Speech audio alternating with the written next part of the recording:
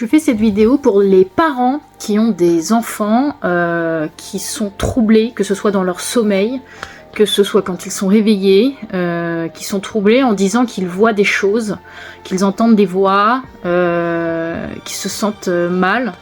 Certains enfants vont avoir l'impression aussi que ce sont des personnes de la famille. Ils vont donner des informations très précises sur les aïeux, les grands-mères, les défunts de la famille. Mais ce n'est pas parce qu'ils ont des informations que personne ne pourrait savoir au sujet de la grand-mère de la famille défunte, que c'est vraiment la grand-mère qui va parler à votre enfant, d'accord? Parce que les enfants sont des êtres qui sont certes vulnérables, mais qui sont aussi naïfs et qui peuvent croire éventuellement tout ce qu'on leur dit, et ce peut être des entités qui ne sont pas forcément bienveillantes, qui peuvent essayer de s'accrocher dès l'enfance à justement des enfants qui sont poreux avec les mondes invisibles, puisqu'ils ont une forme de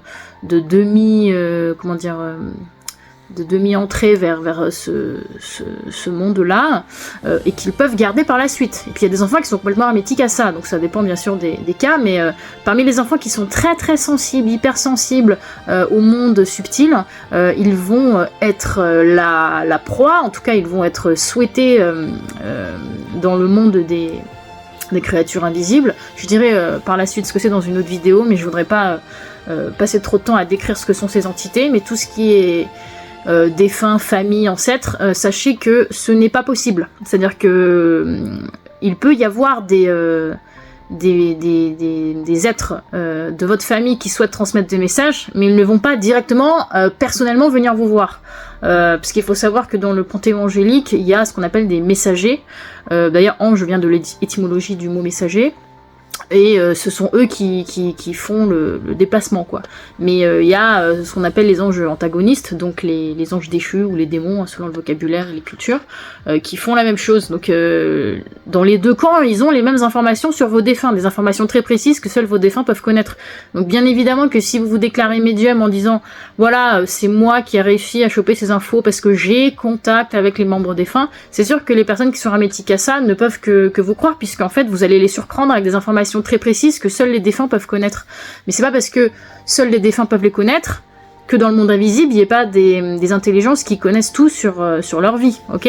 Donc c'est très important que vous puissiez comprendre que vos enfants, lorsqu'ils disent « oui, j'ai parlé à grand-mère », ne les croyez pas.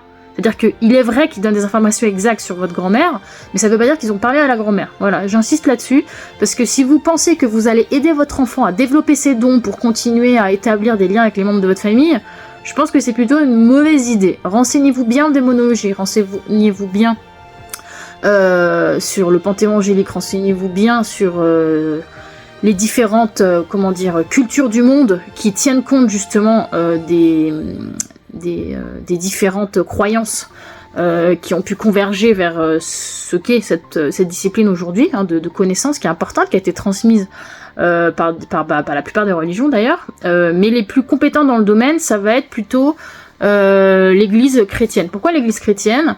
Non pas que je souhaite faire du prosélytisme pour devenir tous absolument catholiques, mais ce sont ceux qui vont le plus faire attention lors des exorcismes, parce qu'il faut savoir que lorsque vous allez voir un prêtre, il va être accompagné d'un psychiatre, d'un médecin, pour vérifier que c'est pas une pathologie médicale et que c'est bien un phénomène surnaturel que les médecins ne peuvent pas soigner, d'accord? Et la différence, ça va être très simple, c'est que quand ça arrive brutalement comme ça, qu'il n'y a pas d'explication médicale, que les médicaments ne font rien et que la personne elle est troublée, que ce soit dans ses sommeils, qu'elle entend des voix dans sa tête, etc., et que les médicaments ne font absolument rien, peut-être qu'à un moment donné, faut se poser des questions, surtout quand il se passe d'autres phénomènes, comme des phénomènes de vexation, d'obsession, de possession.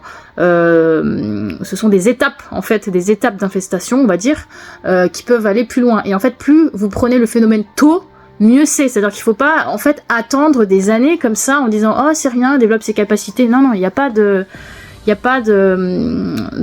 bénéfice à développer ce type de capacité sur le long terme.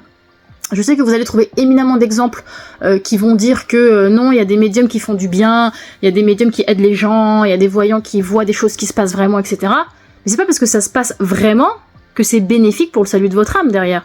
Parce que il y a énormément de raisons pour lesquelles il n'est pas bon de connaître le futur, il n'est pas bon de dialoguer avec des esprits. Parce qu'en fait, qu'est-ce que vous en savez que ce sont vraiment des personnes de votre famille? C'est pas parce qu'ils donnent des informations qui sont exactes sur votre famille que c'est votre famille, d'accord?